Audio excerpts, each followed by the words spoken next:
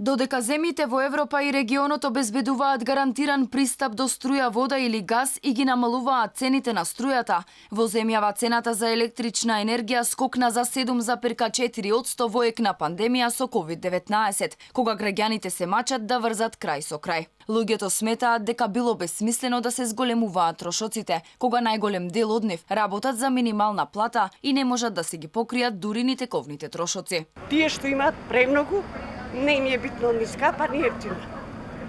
А ние што сме со избројани пари, се ни е скапа. Ова поскапувањето веројатно го криеле во предизборна кампања како смија нозете.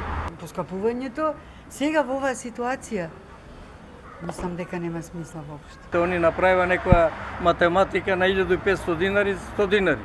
А не прават дека струја може да потроши 6000. Без коментар сум затоа што у оваква ситуација апсолутно непопуларна мерка. Во исто време Белгија им даде на домакинствата до 100 евра за сметки за електрична енергија и 75 евра за сметки за газ. Словенија ја намали цената на струјата за домакинствата и малите фирми за 20%.